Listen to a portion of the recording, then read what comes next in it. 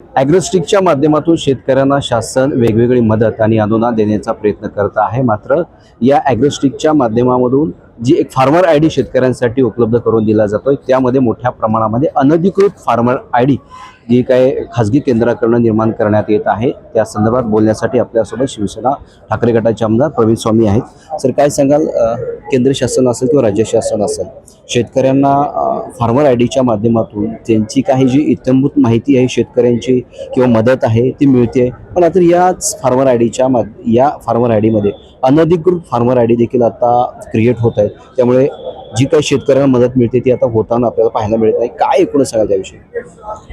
Farmer ID म्हणजे शेतकऱ्यांचं आधार card, त्याच्यामध्ये त्याची इत्थंभूत माहिती असते। खरं तर इथं जेन्युइन शेतकरी जे आहेत त्यांच्या फार्मर आयडी काढण्याला अडचणी निर्माण होतात आणि आपल्याला माहिती आहे, मला माहिती आहे की त्यामध्ये काही अनधिकृत म्हणजे डुप्लिकेशन त्याच्यामध्ये अगदी फेक आयडी तयार केल्याचं काही ठिकाणी निदर्शनास आलेलं आहे। त्याच्यामुळं जे मूळ शेतकरी आहेत त्यांच्यावर अन्याय होतो। दुसरी याच्यातली एक महत्त्वाची गोष्ट आहे की फार्मर आयडी ॲग्रीस्टॅक ते काढण्यामध्ये ज्या अडचणी येतात त्याच्यासाठी आम्ही वारंवार मागणी केलेली आहे।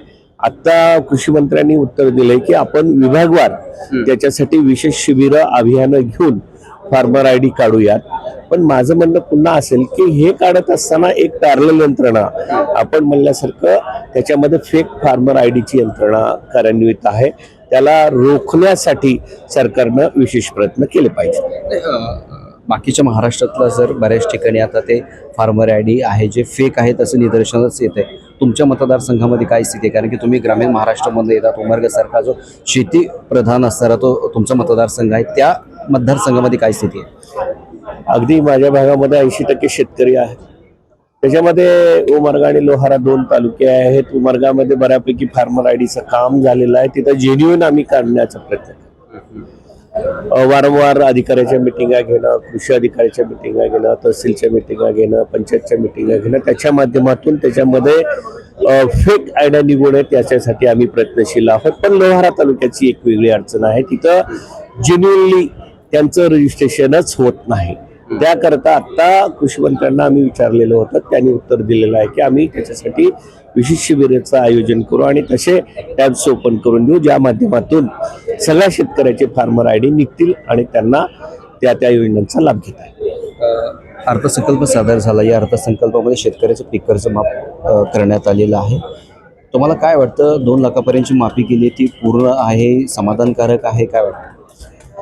आता या शेतकऱ्यांना सरकारनं शेतकऱ्यांना दिलेली कर्जमाफी म्हणजे मांजराला मोठ्या ताटामध्ये जी खीर वाढली जाते आणि त्याला खाता येत नाही।